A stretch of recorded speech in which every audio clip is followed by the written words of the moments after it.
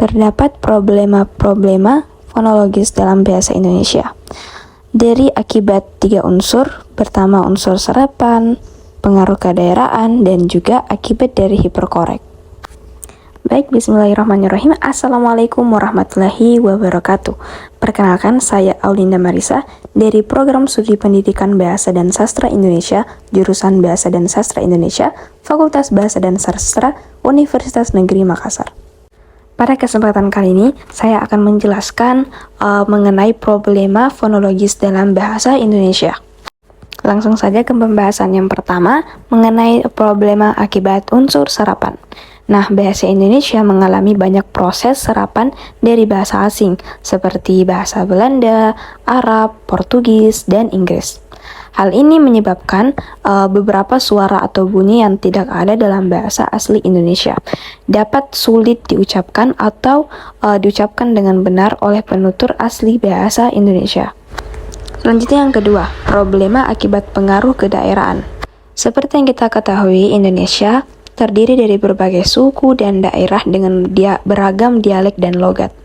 Hal ini bisa menyebabkan adanya perbedaan pengucapan atau penggunaan bunyi-bunyi tertentu antar daerah, yang mungkin tidak sesuai dengan pedoman bahasa baku. Problema fonologis dalam bahasa Indonesia akibat pengaruh kedaerahan dapat meliputi perbedaan pelafalan dan pengucapan suara, kata, dan bunyi antara berbagai dialek dan bahasa daerah di Indonesia. Hal ini dapat menyebabkan kesulitan komunikasi antar penduduk dari berbagai wilayah, terutama dalam situasi formal dan resmi. Pengaruh kedaerahan juga dapat mempengaruhi standar pelafalan dan pengucapan dalam bahasa Indonesia, sehingga terjadi variasi dalam penggunaan bunyi-bunyi tertentu. Contohnya, pengaruh kedaerahan dari Jawa dapat menyebabkan perbedaan pelafalan huruf R dan L. Sedangkan pengaruh kedaerahan dari daerah Sulawesi dapat mempengaruhi pelafalan bunyi C dan juga J. Nah, untuk mengatasi problema fonologis akibat pengaruh kedaerahan ini dalam bahasa Indonesia, diperlukan upaya untuk memperkuat pemahaman dan penerapan standar pelafalan dan pengucapan.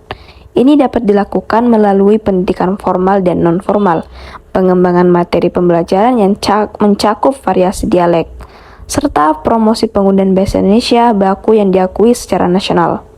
Nah, selain itu, penting juga untuk mendorong penghargaan terhadap keragaman bahasa dan dialek di Indonesia, sambil mempromosikan kesadaran akan kepentingan komunikasi yang efektif dan saling pengertian antar berbagai wilayah di Indonesia. Yang ketiga, problema akibat hiperkorek.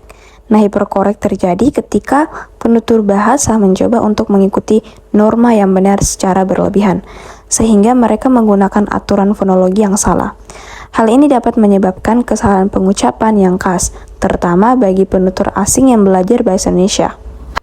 Salah satu masalah fonologis dalam bahasa Indonesia yang dapat timbul akibat hiperkoreksi adalah ketidakmampuan menyesuaikan pengucapan kata-kata asing dengan aturan fonologi dalam bahasa Indonesia.